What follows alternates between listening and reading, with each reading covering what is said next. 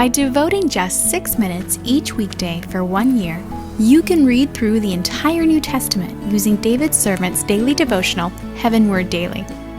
Order your copy at heavenword.tv. Well, good to have you with me. Thank you so much for joining me as we continue our chronological study through the entire New Testament. Today we're back in Matthew's Gospel, Matthew chapter 3. So if you've got your Bible, open it up to Matthew chapter 3. We're going to start reading today about the amazing ministry of a person whom Jesus highly esteemed, a guy by the name of John the Baptist. And realize, of course, that we've just covered in our previous segments and broadcasts 2 chapters of Matthew, and it covered well over 30 years. I mean, there are many, many, many gaps in our understanding of what happened in the first 30 years of the life of Jesus. Don't you wish there was more recorded?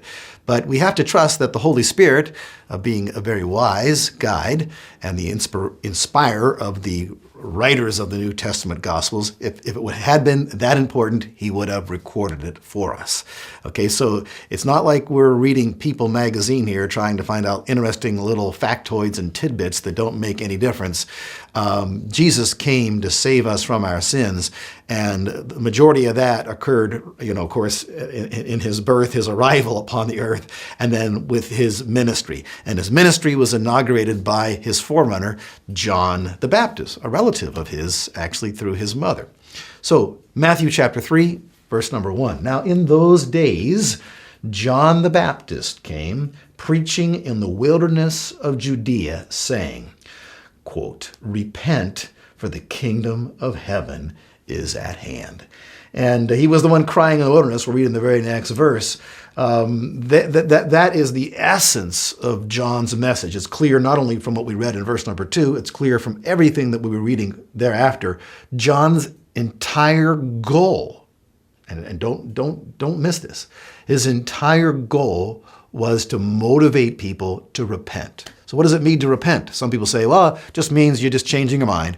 Well, that's true, but it's much more than changing your mind. It could actually be better stated by changing your mind, changing your heart, and there, as a result, it changing your actions. And I would submit to you, and we'll see this as we keep on reading, if there's no change of action, if there's no change of lifestyle, there's really no repentance. Repentance is a heart change that results in a life change. And to repent means, of course, to turn away from sin, turn away from that which is displeasing to God, to start doing what is pleasing to God. How much more simple can you make it? And so if he's calling them to repent, that means he's assuming that they're doing things by which they're not pleasing God and that they need a lifestyle change, and so he's calling them to repentance. Jesus himself had the same message. We'll ultimately read that in Matthew's Gospel. Repent, for the kingdom of heaven is at hand. Now, notice there's urgency to John the Baptist's cry. He's got a reason people should repent. Why should you repent? Because the kingdom of heaven is at hand. Well, the Jews had been, of course, based upon all the prophetic scriptures, have been anticipating that there would be the dawn of a new age when literally the kingdom of heaven would come to the earth. And, God himself would be ruling from Jerusalem. This is all in the Old Testament. God will dwell among them and so forth. So they were anticipating that. They weren't so keen on the suffering Messiah, but they were certainly keen on the kingdom of God coming. And if God's coming, well, you better get ready. Just like we get ready when just about anybody comes. Right? I mean, you think of what Christianity has been reduced to over the years. It's such a far cry from what we read about in the New Testament. Goodness, when anybody comes, to my house, we prepare. Unless we don't know they're coming. I mean, if someone's going to come inside our house, we look around, make sure that, there's not a big mess and so forth, straighten things up, get prepared, because we want to give a good impression to people who, maybe you're just our friends or neighbors or our own family members. But here, the implication is God is coming. Not just the kingdom of heaven. The one who rules the kingdom is the king. So in essence, he's of course saying the king is coming. God is coming. You better get ready. Well, how do you get ready for God? You start doing what he tells you to do. That's so simple.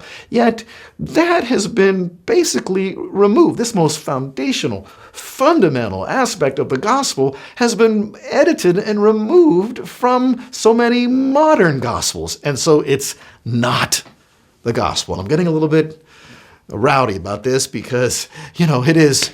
It's no laughing matter. It's so sobering. It's so serious. We hear preached today. Oh, God loves you, has a wonderful plan for your life, and just accept him. That's not getting ready for God. God doesn't need your acceptance. The question is not whether you accept God. The question is whether he accepts you. And he only accepts you if you do what he's saying, because he's God. He's the king. He's the Lord. He's the judge. He's the great judge. He's the one who has the power, Jesus said, to kill and to cast into hell. So fear him. That's what Jesus preached. What has happened to the gospel? My goodness. Repent. Why? Because you're not ready. You need to get ready. Which also is packed into that one simple sentence is indication that God is a merciful God, because he's coming. He's coming to judge. You better make sure that you're ready. You're not ready, but he's giving you time to get ready. He knows what you're doing right now. He knows how you're living your life. He's being merciful to you. He hasn't cast you into hell yet. He hasn't judged you for your wickedness yet. He's given you time, but he's showing you mercy just by warning you to get ready. So the implication there is, if you'll get ready, he'll forgive you and you'll be ready and everything will be okay. Wonderful. That's always been the message. That's been the message from the beginning, even in the Old Testament. That's the deal God has always made available to people. Repent, I'll forgive you, and everything will be okay. Now, of course, you say, well, there's much more theology than that. Yes, of course, God has forgiven us when we repent through the death of Christ and so on and so forth. We know all of those things, but this is the basic, most foundational message that we find in Scripture, the message coming from heaven, and unfortunately, it's, hardly heard. It's very rare today. Okay? See you next time.